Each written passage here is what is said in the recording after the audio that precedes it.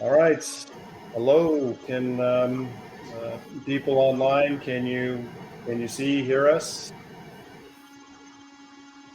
Please go ahead and text in the chat box. Oh, okay. I see Nicholas Forrest, Kathy. All right. We are online. So perfect. Well, let's go ahead and get started. This is the Mid-American Dorper Breeders, our webinar number 2. You can see there on the slide, we are, it gives you a little bit of information on what we do. We're about promotion of Dorper and white Dorper sheep. We're about bringing in superior genetics that are true to the South African standard, education, and we're going to get an education this evening from Billy. That's one of our key principles for this club, and really building networks and development opportunities for folks that want to be a part of this club. That's what we're about. And I'd like to announce that the show and sale next week in Duncan, Mid-America show, Dorper National Show and Sale, we're going to have a meet and greet, free breakfast. So everybody loves free food, right? So come join us. It's going to be April 23rd, 6:30 to 7. So we're doing that well before the sale's going to start. You'll still have time to go check out all those great sheep that are going to be there. But we'd love to meet you. Come learn about our club, and we'd love to have you.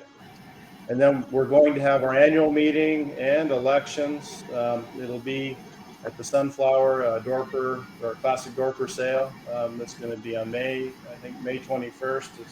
I can't see the exact day. I think it was the 21st. We'd love to have you there as well. We're going to have a more formal meeting and get new officers elected.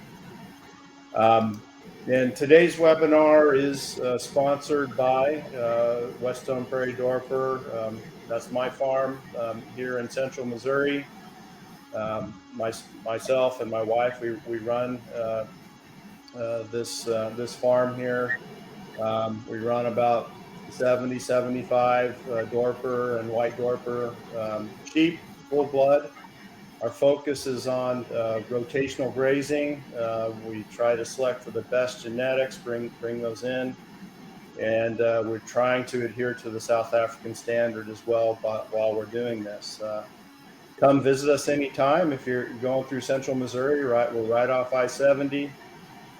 Check us out on Facebook. I'm always posting some sort of picture or some sort of rotation thing that we're doing, or give me a call. And we will be having a online sale, the Show Me Your Dorper White Dorper Classic sale. It's going to be on June 7th with our partners here in Missouri, Twin Ridges and Missouri Dorpers. There'll be a lot of great consignments at that sale on June 7th. So with that, Leanne is going to introduce our speaker, and we're going to go from there. So thank you. Hello, everybody. Thank you very much for taking the time out of your busy schedule to join us for our second webinar. It's going to be on reproduction with Dorper sheep with Billy Wade as our presenter. I'm going to take a minute in case you missed it to read his bio. So Billy grew up in Virginia raising forage-based polled Dorsets and commercial sheep. He has spent 20 years showing sheep and cattle. He moved to Oregon, got married, and was still in the sheep business, working in the show circuit, raising Hampshires and Southdowns. Oregon is where he got most of his exposure to the Dorper sheep, his first exposure to Dorper sheep at Broadmead Farms and Grant Dorpers. Being raised with production sheep in mind, this breed of sheep interests him. In 2014, he moved to Indiana and took a position with the Reproduction Specialty Group. 8 years have passed since he's been with the Reproduction Specialty Group, and now he is head of embryologist and ram/buck semen processor at RSG. Working with Antonio in 2018, he started his Dorper project by doing embryo transfers. In 2021, he started with their own Dorper program. BW3 Dorpers. In this time, he has been a certified judge and has also co-taught judges courses at the Midwestern Dorper Judges School. So without further ado. Okay, thank you, Leanne. Thank you, Tom. Thank you for having me here tonight. We're going to, I think, start off with just a general sheep reproduction and, the basic reproduction in sheep, whether it's, hams, Dorsets, Dorpers. It doesn't make any difference. That whole system works about the same. So I think just start off with, we talk about your ram and your ewe, and we're thinking about joining those two for the breeding season. A couple of things ahead of time is what we like to say is, about 60 days before you're going to join those animals and breed those ewes. That's when all your vaccination, foot trimming, shearing if you're going to shear, all that kind of stuff needs to take place then. The deworming especially needs to take place, a minimum of 45 days before you're going to breed those animals. There's stress involved with all that, and that's the big thing on reproduction is you got to figure out how to cut down on the stress. In the reproduction arena, bad stress is, the shearing, the change of location, change of feed, that kind of, especially social stress. The way I like to present that idea is that if we take a kid in high school, and halfway through the year we'll move them to another high school, then when they get to that school, they're not thinking about education or thinking about socially where do we fit in. And so you have to kind of keep in mind with that with the sheep, they're the same thing. If you swap groups of sheep, if you add new sheep to that group, then there's a hierarchy, there's a social hierarchy. The pecking order has to be reset. They're not thinking about reproduction, they're thinking about how do I fit in this arena.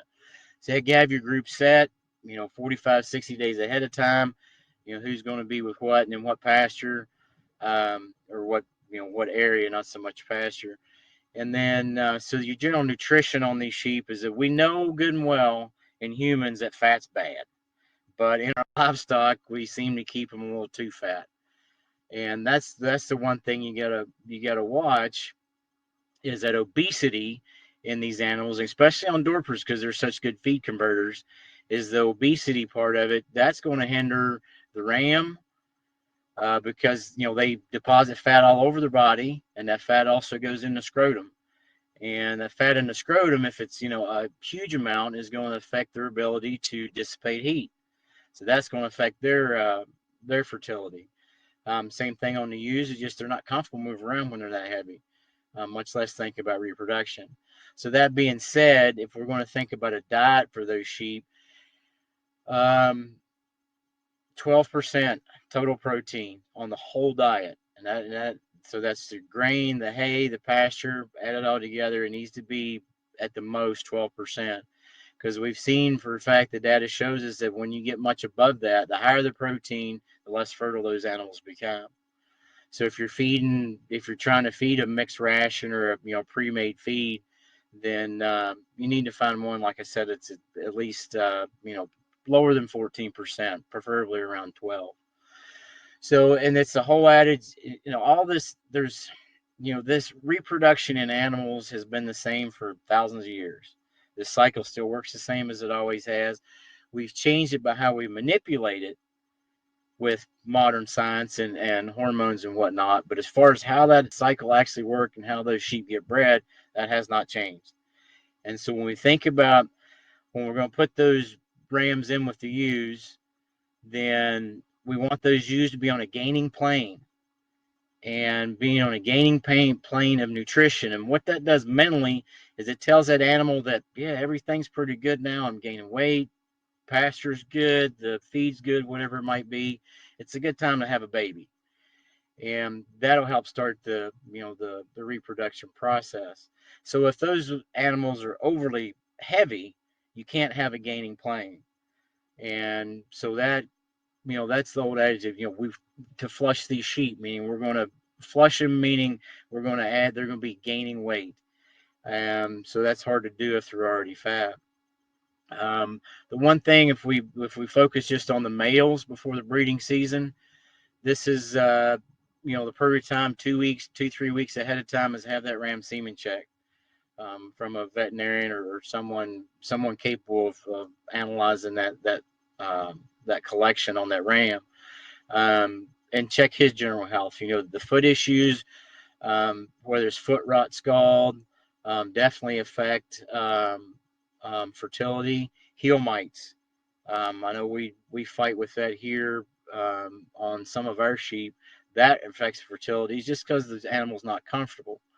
And probably the big thing on rams from a fertility standpoint is pizzle rot.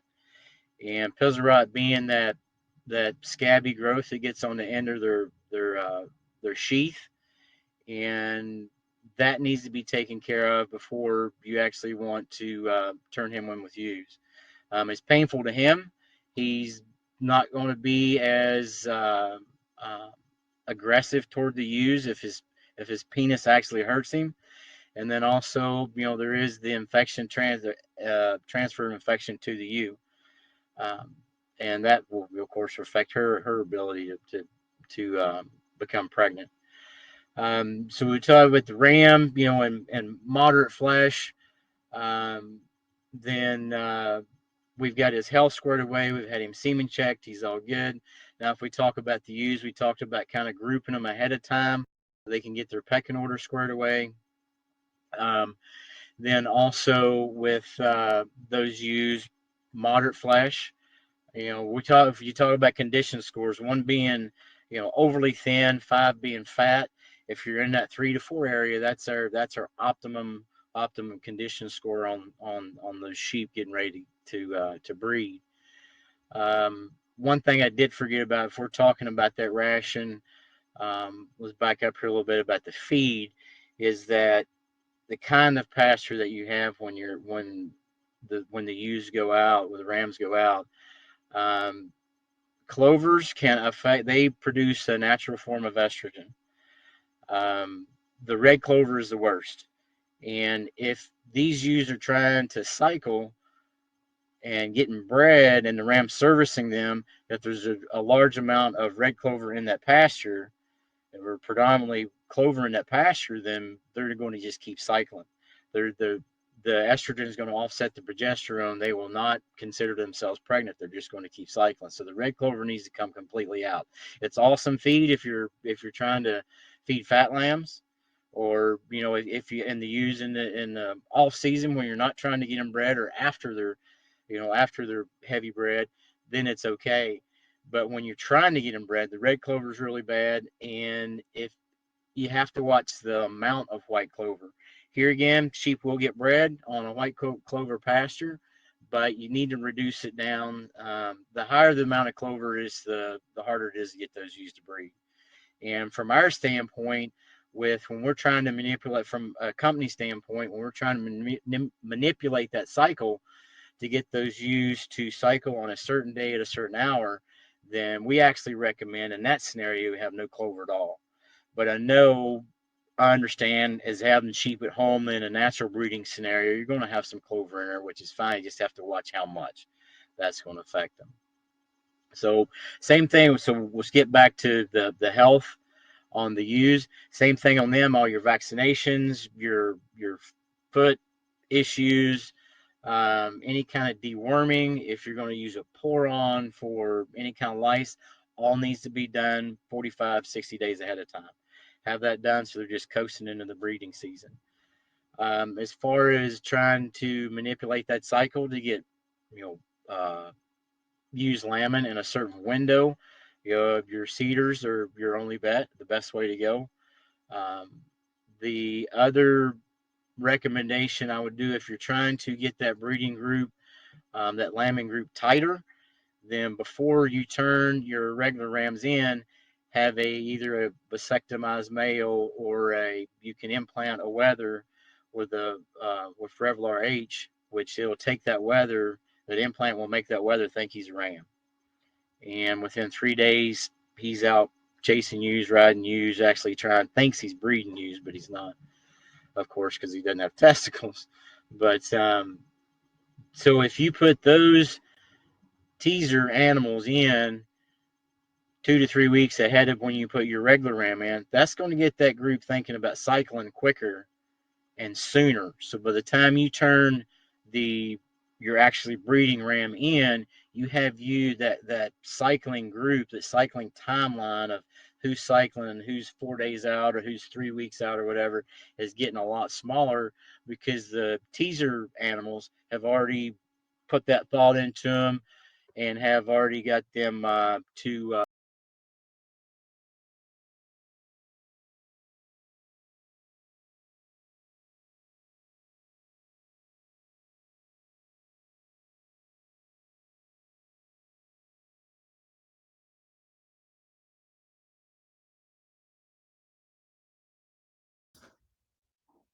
All right. I think Billy lost his signal there, so we'll just we'll pause and wait for him to log back in.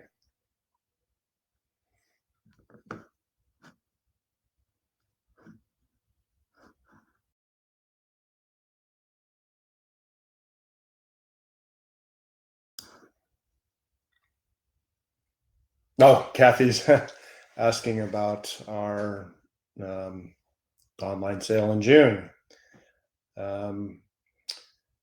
Yeah, so it'll be this would be what, Leanne, the 5th one we've been having 2 a year since the COVID started, and I'm glad that it's over now. But yeah, it'll be probably with Integrity Livestock Sales online.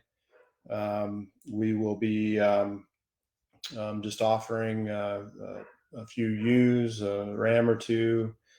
I know Leanne, I'm sure you'll have several available. I know that Carrie Paul will also have some things going as well. So yeah, just breeding sheep typically is what we offer there. Looks like Billy made it back on.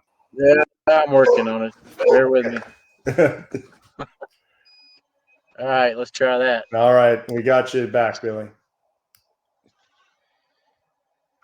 All right, so I don't know where did we end up with what everybody heard before I cut out. Let's I think, let's see, you were, well, we lost you about 5 minutes ago. So you were talking about teasers and weathers, and that was about as far as you got. All right. Yeah, so I just the basic gist of that is if you turn those teaser animals in with your ewes ahead of time, then that gets them cycling in a tighter group. Your lambing window is going to be smaller. So, but that's kind of the basics, and that's just basic sheep reproduction. It which pertains to all breeds of sheep, and Dorper's easier to manipulate that cycle because they are more fertile. I mean, plain and simple, versus other sheep that we're dealing with.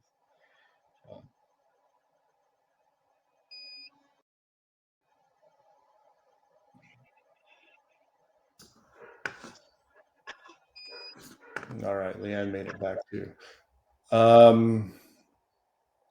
Yeah, so did you want some more questions, Billy? Yeah, Okay. the only one I see is about cedars and ewe lambs. Yeah, that's the only one so Here's some far. more. Oh, Sarah Shelby, she's asking, she's never used the implant. She's wondering, is it an ear implant, or what kind of implant is it? What? Yeah. So that cattle implant, they use it in heifers and feedlots, but it's called Revlar H, and that implant just goes at the base of the ear, not in the skin of the ear itself. It basically needs to be sub-Q, and so why they call those implants, those companies would tell you that the implants need to go in the ear. That's from a carcass standpoint. that, if you put it in the ear, you haven't hurt the carcass. What I do is actually go to the base of the ear and put it in the skin at the base of the ear. And that implant, from what I've seen at my house, will last, a good 45, 60 days easily. Great. Yeah, so I have a question, Billy. I was going to ask you, we had a South African inspector come through, and she told us a few ewes that we should be breeding around. Right. With that, what I was wanting to do was, I'd like to get a lot of her genetics as much as possible. And what I'm not sure about, what is the proper process to do that? Do you? I've heard that you can, AI that ewe, and I mean, get her, ovulating, lots of eggs, and AI her, and then she, there'll be a bunch of potential fertilized eggs, and you go in and harvest those. Or can you harvest eggs and say fertilize them in a petri dish or whatever, and then implant them that way? What is the correct procedure, or can you do both? So the procedure that works in sheep and goats right now is in vitro, fertilization, which means it happens in the uterus. Mm-hmm. Your thing, the other one being in the petri dish is commonly called IVF, Mm-hmm. and that's in vitro, which meaning that's outside of the uterus. That we have done quite a bit of research on. What's been done all over the world. We actually did it 2 years ago, and we can only get about 20% of those embryos to make live babies. So the cost of it all is counter effective. It doesn't. The science is not there just yet, Mm-hmm. right yet, to do the IVF. So what you'll do is there's a if you have a donor ewe that you're wanting to get embryos out of, Mm-hmm. then there is a shot protocol, and basically you're using the same hormones that are in that animal already, but we're raising the hormone level, and so you're super ovulating those females, and instead of wanting them to produce two oocytes, you want them to produce, say, 20. Mm-hmm. And so that's where those shots come into ahead of time. Then we'll go in and artificially inseminate that ewe, whether it be with frozen or fresh semen.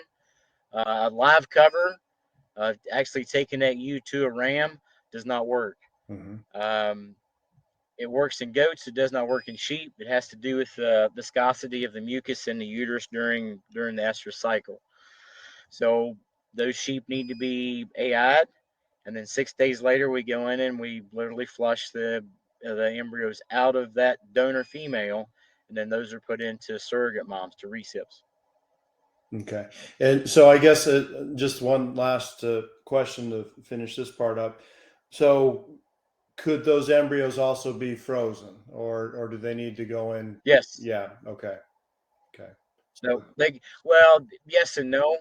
So it has to do. So when a female ovulates, it's not like dumping a bucket, especially when we super ovulate them. It's not like dumping them out of a bucket. You have two now, we've got 2 10 minutes later, we're going to have 2, 4, 5, 15 minutes later. So they get fertilized at different ages. Mm-hmm. So when we flush those embryos out of those donors, the maturity span is different. And the more mature they get, because those embryos are expanding as part of their maturation process, when they expand, the outside covering gets thin. They cannot handle they'll still make a baby, but they cannot handle the freezing thawing process. So out of one flush, you can have some that are freezable and some that are not. Mm-hmm. So that your question, yes and no. I mean, you can Mm-hmm. freeze them, but some of them really need to go in fresh to give the highest chance of making a live baby. Yeah. Oh, great. Hey, Leanne, are you online? Did you want to take some of the questions that are popping up? Yes. Yep. I got back online. So Carolyn has a question. And I apologize, I was out for a little bit, so you may have answered this one, but I think this is the last one I noticed. Is the prevalence of ET increasing with sheep, and how accessible is it?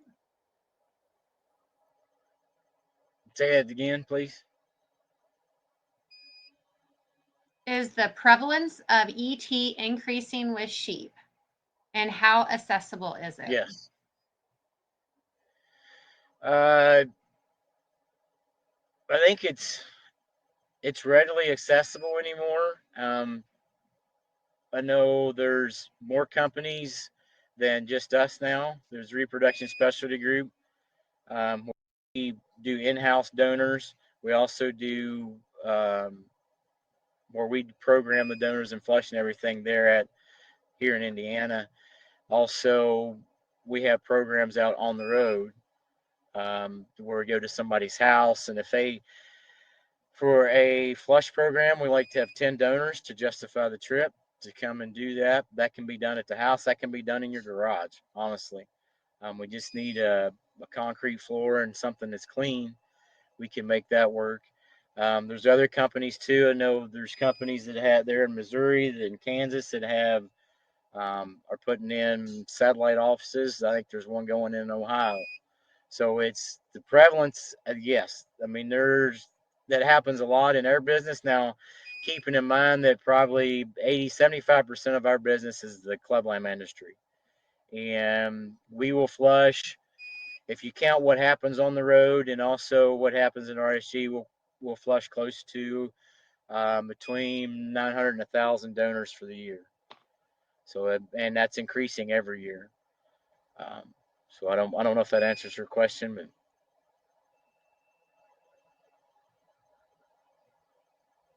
I think that sounds pretty good. And let us know if you want more elaboration with another question. I have a question from Sarah Shelby. What is your recommended protein level for flushing?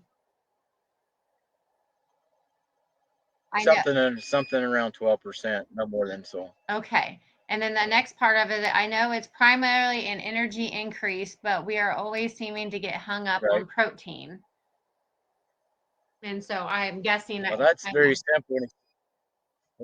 Yeah, especially if you're doing a mainly forage based diet, then corn, whole corn, very simple. You just have to wait. If you're, the thing you watch, if you run into where you are in confinement, then that makes it a little more difficult, because those here again, you want to watch the protein level. Most people are wanting to feed alfalfa, so you have to. We actually recommend like a 50-50 mix. Straight alfalfa is fine when they're lactating, but it's not the best hay you can feed them when you're trying to get them to cycle and to breed. So you have the 12% thing, and it doesn't have to be a mixed feed. Pre-mixed feed, you can mix it at home, whether it be corn and oats or something like that. So it doesn't have to be anything fancy in a fancy bag. It can, it's decreasing protein is actually very simple. So.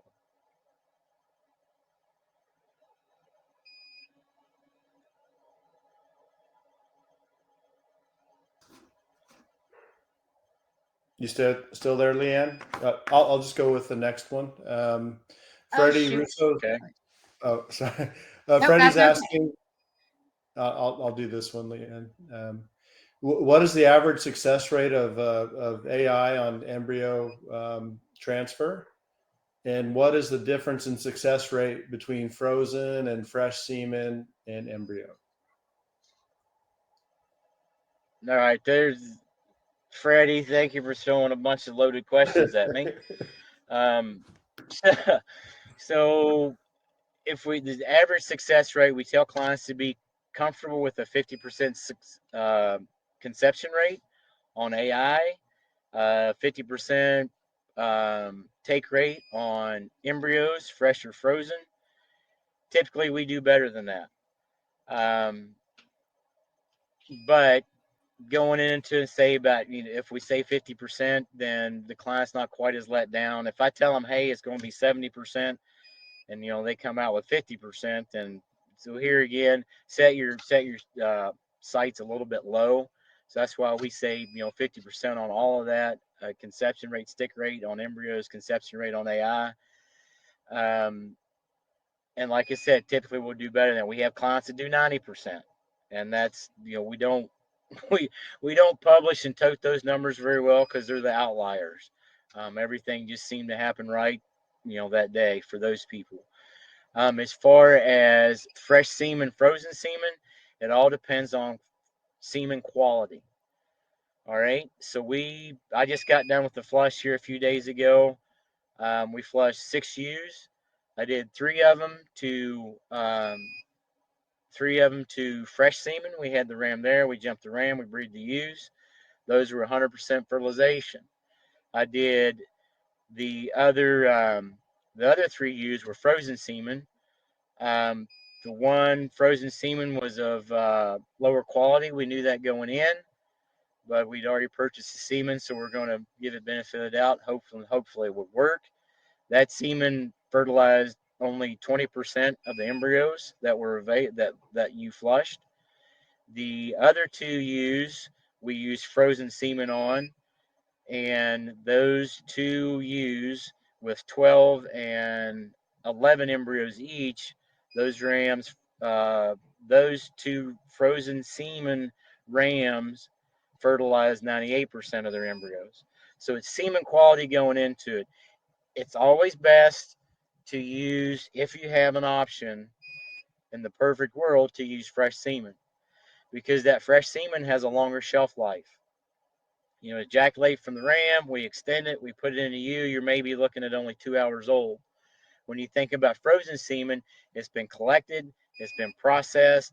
By the time it gets frozen, you're probably looking at 6 to 10 hours old already.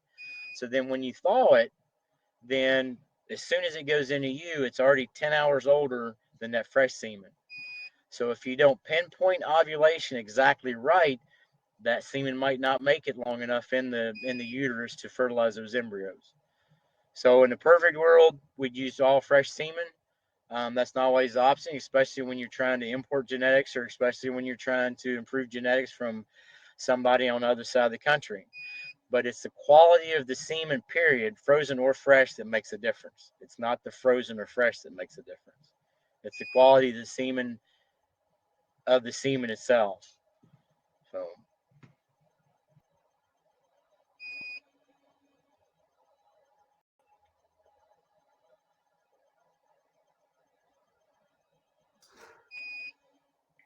I think you're on mute, Leanne. Darn it. Thank you. Darn it, I keep doing that. VJ has a question. Presently, we have 8-month lamb cycle, some ewe lambs in 6 months. Will 6-month lambing cycles affect the health of the ewe? That's a management issue.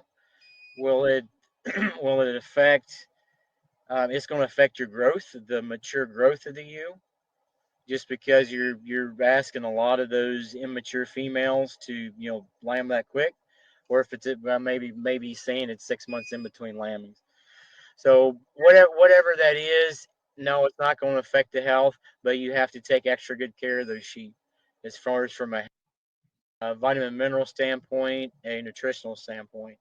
These sheep can most definitely do that, especially if your selection process dictates that ewes that don't fit this management scenario, don't fit this mold, then we're not going to keep them. So you design those ewes to do what you want them to do. But there's not an issue with. I mean, that's really pushing them to do 2 lamb crops in 1 year. But from a managerial standpoint, if you keep them healthy and nutrition's right and your vitamin mineral pack is right, then yes, that's not an issue. But you're more, as far as the ewe is concerned, 3 lambings in 2 years is a better cycle, because it gives that ewe time to regroup and reset her hormones, yada yada, in between lambings.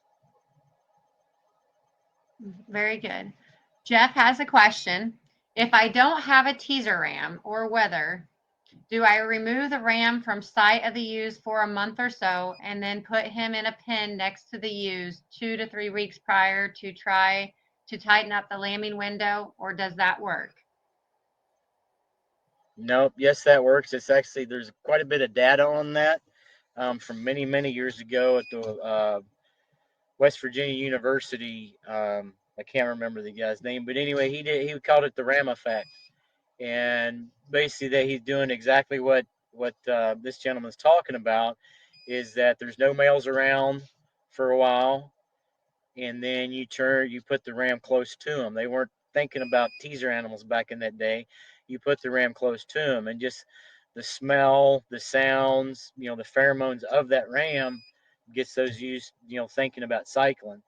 And that very much, if you don't have access to a teaser ram, or if you don't have access to, if you want to mess with the weather, yes, that does work. If you let those rams with Dorpers, if you let those rams run with the ewes constantly, they're going to be lambing. And it depends on what you want to do. If you don't care, when they're lambing, then just let the ram run with the ewes, and then I'll breed them whenever. But if you're trying to focus on a certain group so you can market them, or focus on a certain group because if you want to lamb over, Christmas break where you've got more help, then that ram needs to come away from the ewes where there's no males around those ewes, and then put him back in or beside them, like we talked about, 2 to 3 weeks ahead of time. So. That sounds good. We have another question from Colby Yates. What reproduction specialists are out there in the Pacific Northwest? Sorry. Yeah, good question. So that's a very hard question for me to answer because of the business that I'm in, and some of the issues we've seen with other technicians. So as far as trying to be delicate here, as far as recommending a technician in the Pacific Northwest, in my opinion, there's not a reliable one. Sorry, I know there's two people out there that are going to be pretty upset with me for saying that, but for reliable results, the one thing is that if you can put a program together large enough for 150 ewes for the day, or 15 donors for the day, we can justify coming out and doing that. So that's a very hard question, because you're asked, it has to do with ethics and saying something bad about other technicians, and that's where I'm going to stop on that one. So thanks for your honesty. Jim has a question. Yeah. Is it the fault of the ewe during lambing if the lamb has 1 foot back? And there's some other parts of the question, but if you want to elaborate on that first. Yeah, that there's really no data that says that that's the lamb's fault or the ewe's fault or the environment's fault. If you talk to old-time shepherds, they will say that lamb was coming out right when he was younger, and then when he moved up in the birth canal, it was the ewe's fault that put that head back, put those legs back, put them backwards. So that question I do not have a really good answer for. Okay, and then to further elaborate, in another case, I find the lamb that is still in a sack, knowing the sack should break during lambing. Is it something that can be corrected prior to lambing, or is it just the luck of the draw? It's kind of the luck of the draw, and also that you didn't do her job. Yes, typically the majority of the time that lamb, when it hits the ground, then that sac will break. The other thing would be is if that lamb was actually alive when it came out, when it was born, because if that, sometime in the latter, in the last week, the last few days before that lamb's born, if that umbilicus will break, then that lamb's dead. That amniotic sac that they're in does not get thinner; it stays very thick. During the process of lambing, the with contractions and all, it thins up the amniotic sac,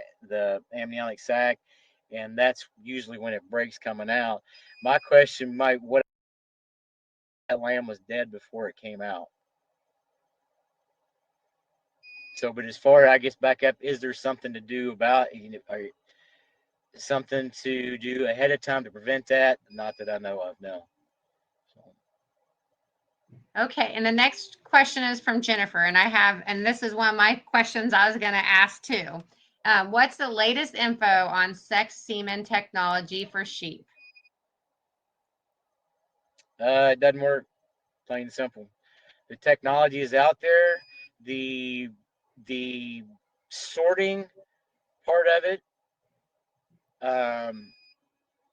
is about 95% as far as males and females. That part's right. The problem is the conception rate. And we've done 2 studies at RSG with sorted semen, and we're sticking at like a 20 or 30% conception rate. So with the added expense, the less lambs. Now the lambs coming out male or female, that's right on the money. I mean, that like I said, that was 95% right. But the conception rate, the best one we could do is 30% on. And so, in my opinion, it's something. And so those, the company will send you the media that semen needs to be extended with, and then you ship that semen to the company that's going to actually do the sorting. We do not do any on-site sorting. I think there's, and this is my personal opinion, I think there's something in that media that's not quite right for sheep. It works in cattle. They're sending us the same media that they use in cattle, and I think there's, whether it's a pH, whether it's something, I don't know. But at this point right now, the sheep part of it is such a small part of their business that they're not really looking into improving that. So the future of sex semen and sheep is kind of pretty gray right now. We don't know which direction it's going to go. But sorted sheep semen, sorted ram semen has a very low conception rate, bottom line. Okay. The next question is from Freddie. How critical is the timing of shots during AI and embryo protocol? Okay, on your AI protocol, you're already pulling so you've got a 12-day seeder, roughly 12 or 13-day seeder. You pull the seeder, you give the shot of PG 600. If you're pulling the seeder, give the shot of PG 600 right then. There's no timeline there where you can screw up unless you do it at 2 different days or something. PG 600 or PMSG, whichever one you're using, when you pull the seeder, needs to be given when you pull the seeder. Now, when you get to the ET program, there are 4-day, there's a 4-shot scenario, there's a 7, there's an 8-shot scenario, and those will happen, AM, PM on the same day. You need to, if I'm given the shots at my house, the shots I was given, when they said give those shots at 6 a.m., at 6 a.m., I was given the first shot. Now, when I get to like I said, we had 6 donors. When I get to the 6 donors, maybe that's 6:05, 6:10. Okay, that's acceptable. 7 o'clock, 8 o'clock, 9 o'clock, unacceptable. It will not work because we have to what you're having to do is to have a level of hormone, a constant level of hormone in that donor U to get her to superovulate. So that needs to be a straight line. And so if you're off by hours, if you're off by half an hour, that hormone levels going to fluctuate up and down. So in the AIs, not as critical. Just as long you're going to pull the cedar anyway, you're handling that give her the shot then. In the donors, I say you have a 15-minute window. And that shot schedule needs to be adhered to very closely on the donor schedule. Okay. Tom has a question. Is there an assay to determine the frozen semen quality? Is there a what? An assay or a way to determine just the frozen semen quality? Gotcha. Yep. No, there's not a all right. So the semen quality going in is the major point on the semen. The quality of the semen before you freeze it is a major point, and then whoever froze that semen for you, that semen should be not.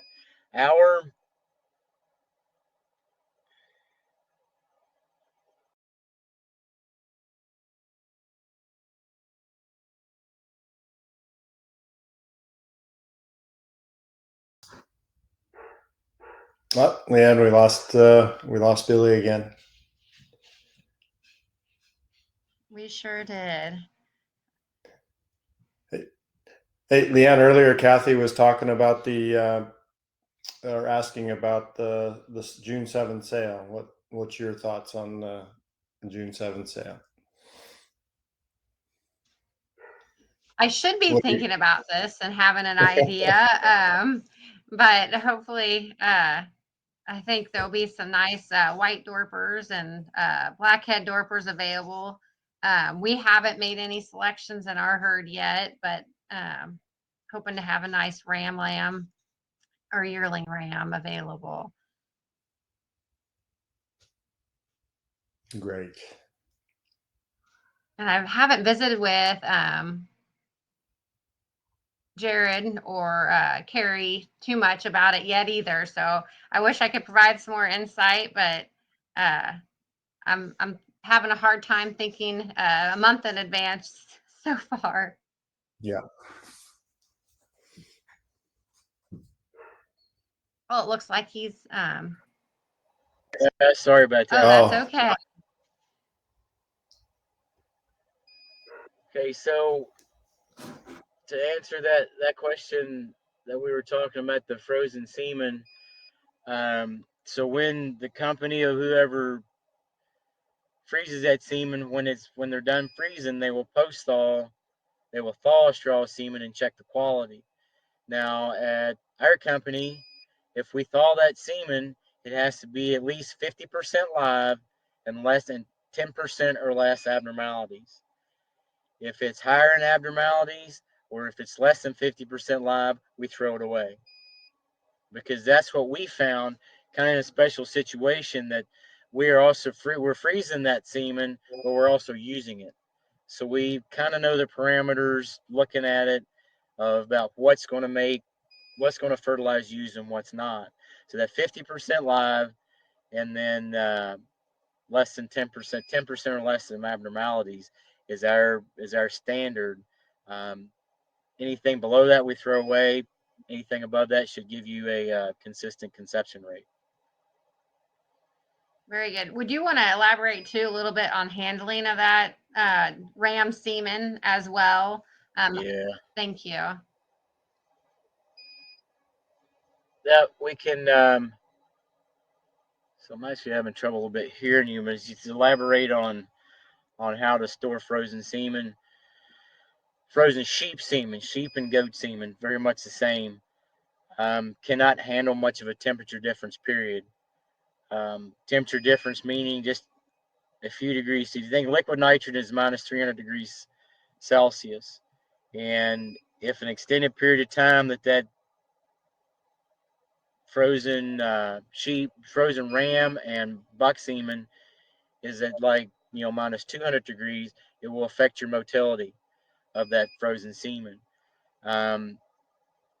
What we consider is the only air time, meaning the time it can be in open air, is 3 seconds. That is the most you can have it in open air. So that'd be going from tank to tank. 3 seconds is the most. What we found is that these on the farm tanks that get filled 3 to 4 times a year, whatever the schedule is with the select sires or ABS, that works fine for bull semen. And that's why they have that schedule, is it works for most of their clients. But we found that the longer that ram semen stays above liquid nitrogen, the worse the quality gets of the semen. So the stuff that we store at the semen we store at RSG, we fill those tanks every month. We top them off. So the semen is never below liquid nitrogen. The only time it's below liquid nitrogen is when we move from one tank to the next. When we split canes, which I've seen happen, is people will, in the neck of the tank, will take a straw out and put it in another goblet, and then take that, and that's what they're going to transfer to somebody else. All that air time, the temperature of your fingers touching that straw, you're killing sperm cells, plain and simple. And we can have a product going into the straw, and post thaw, it's say 60%. But with mishandling, with having all that air time, then that's going to cut that thing in half. You can be down to 20 and 30% very easily within, just seconds. It doesn't take very long at all. All the semen handling, if you'll go to the RSG website, if you do want to transfer semen from one person to the next, there is actually a video on there of how to do that properly. And all the caning, putting the frozen straws into a cane, all the splitting canes, if you call in and tell us, hey, I want two units of canning, can you send it to me? Well, we go into our tank, we take that cane out, it goes into a liquid nitrogen bath, 1, 2, 3 into a liquid nitrogen bath. With forceps and tweezers, we do all of our work as far as transferring canes to transferring straws to different goblets under liquid nitrogen. When that's done, pick it out of the liquid nitrogen, drop it in the shipper tank. It's only about 3 seconds. Thank you. The next question, Andrew, he asks, we are new to AI. Can you give an idea of what to expect as far as cost goes if we have a RAM on site? Yeah, RAM on site, I think if you're using, if it's it's a different price schedule between if you're doing that work at our place, at our facility, or if you're doing it on the farm, because you have travel costs, of course, and that would depend on how far we have to travel and how many clients we split the travel costs with once we get there. The actual AI to AIU is roughly between, and I don't know the exact particulars, this is terrible, but they don't let me handle any of the money, so I don't really know. But it's going to be around $40 just to AI, the actual procedure to AIU. Then you have roughly, I think cedars are around that $6 a piece. You have a cedar and a PG600, and the PG600 I'm guessing is probably in that $5 to $6 also. So roughly $10 to $12 in the drugs and the meds, and then another roughly $40 for the.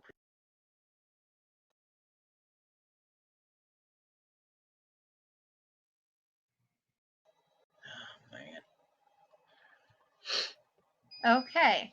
The next question, Jeff, do you recommend? Like I'm back on.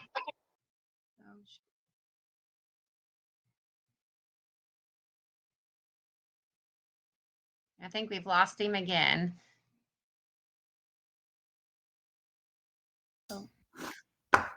I think he's coming back.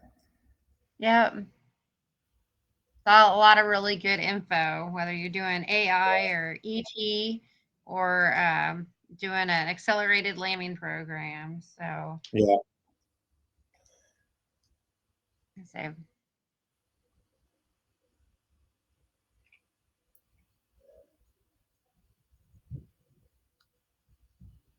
it seems like with the Dorpers, there's the out of season genetics for them to lamb is pretty easily passable trait. At least that's what I've seen with in our herd.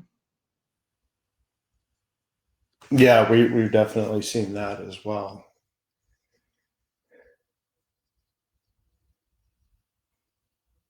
A lot of good question, guys. Thank you very much for those.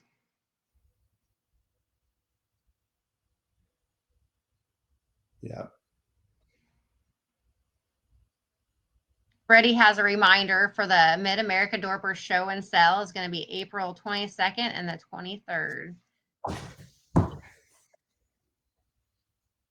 And don't forget our meet and greet on the 23rd, 6:30 in the morning. So like I said before, you'll still have plenty of time to go check out all those nice sale sheep that are going to be there. But you want some free coffee, free something to eat, come join us, and we'll have a short meeting and just opportunity to get to know each other.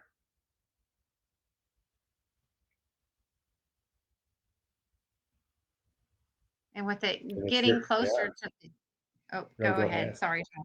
I was just going to say, and if you're in the Midwest region or anywhere, it doesn't matter. If you like these webinars, I would love to have you join up. There's Billy. We got a few more questions. So. Yeah, sorry about that. I thought I had a good spot, but anyway. That's okay. Thanks for being patient and jumping back on. Jeff has a question too. Do you recommend using CEDARs on ewe lambs too, or just use that have previously lambed? If you're just doing a natural breeding, the CEDARs are fine in ewe lambs. That's not a problem. If you're doing a natural breeding, yes, you can use CEDARs in ewe lambs. Sonia has a question. Are you finding any data to suggest that donor ewes have some effect on the success of the embryo in a recip ewe? Are some donor embryos more likely to attach than other donors? Most definitely. Okay. And that the ability of that embryo, it has to do with embryo quality, and there's no way for us to look at that embryo and tell you, the percent chance it's going to stick. They appear healthy, they look great, we put them in, and they don't hold. We run into that quite frequently. It has to do with genetics. It has to do with the reproductive, for lack of a better term, strength of those embryos that ewe is making. The bad part about that is the only way to find out is that when you have to flush them probably twice before we're able to have data enough to tell you that yes, this ewe, the embryos don't stick very well. So on one of our first flushes that we did on a Dorper ewe, she'd give us between 12 and 18 every time. And 12 and 18 get transferable embryos every time. We put them in and maybe get 4 lambs. And her full sister, we put her embryos in, and she wouldn't give as many. She'd only give us about 8, but we get 8 live babies. So yes, it very much has to do with the reproductive strength of those embryos that donor is producing. And she has another question. Do you implant 1 or 2 embryos per recip ewe? That's personal preference in the sheep, depending on the quality of the embryo. If it's a grade 1 embryo, then don't have a problem putting a single in. That's not an issue. If it's a weaker looking embryo, if it's a grade 2, we need to match that up with a grade 1 embryo, because you get a greater embryonic response with the 2 in there, and hopefully the good embryo will carry the lesser embryo into making a baby. We have clients that prefer singles. They only that's not an issue. So in sheep, we can do either way. It depends on the quality of the embryo. For good embryos, we can do singles, not a problem. Jennifer has a question. Are there specific minerals or protein tubs you recommend for improving fertility? I'm not sure about improving fertility, but to maintain proper fertility and proper health, and just in general, for a loose mineral, a free choice mineral over a block. I just don't think they can't get the consumption out of a block that they need. The lick tubs, not a big fan of. I think it's more energy than anything else. It's just molasses basically. The minerals that are out there, Vigortone makes a nice mineral.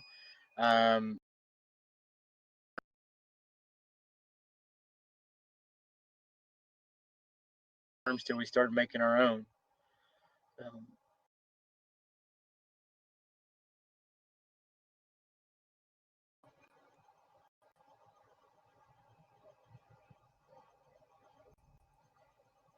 Colby Yates, what are the percentage differences between embryo implant and AI using frozen semen, all variables being equal? All variables being equal, whether it's actually two different questions, because the AI is so much different than the ET. The AI, here again, everything at 50% is what we tell the clients to be comfortable with going into it. And 50% of those embryos, making babies, whether it's fresh or frozen. We have not seen a difference between fresh and frozen embryo stick rates, but here again, it depends on the quality of the semen that you're breeding those ewes with for AI, and it depends on the quality of the embryo that you're putting in. So really, it's all about 50%, but we have multiple clients do much better than that. So I don't know if that actually answers his question, because it was two different scenarios there.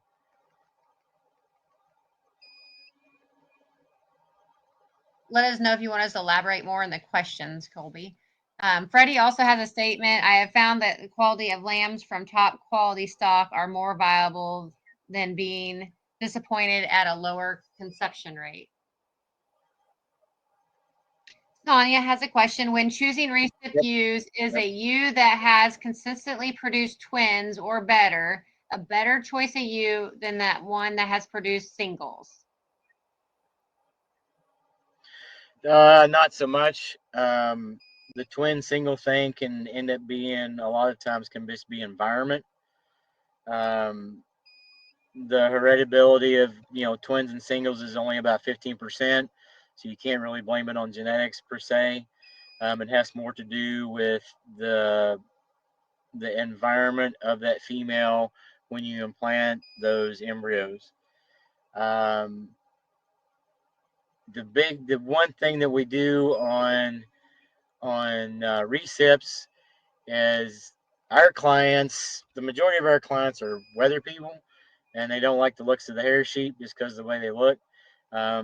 So we don't use a whole lot of hair ewes at RSG, hair sheep breeds at RSG.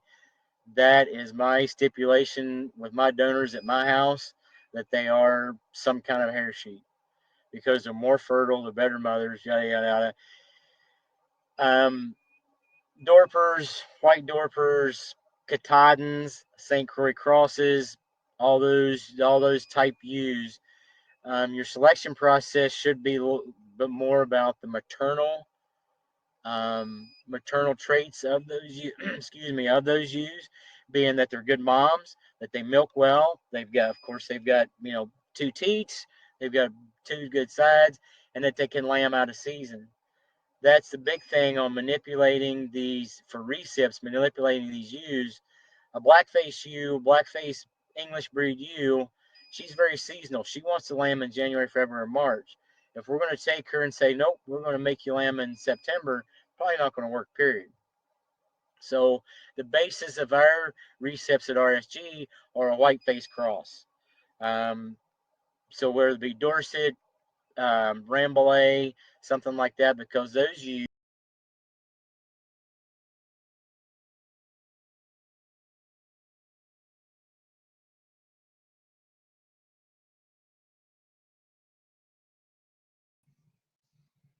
will not. That only wants to lamb. That's a very season only wants to lamb in January, February, March.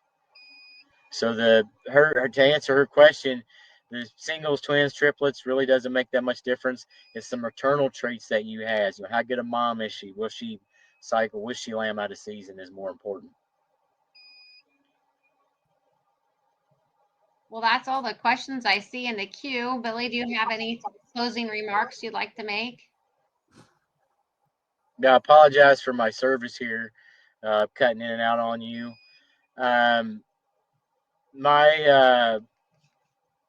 My email address is on my website, BW3 Dorpers. If you have more questions, my phone number is on there too. If you have more questions, call me, text me, email me. I'm happy to talk with you. That's great. No, thank you, Billy.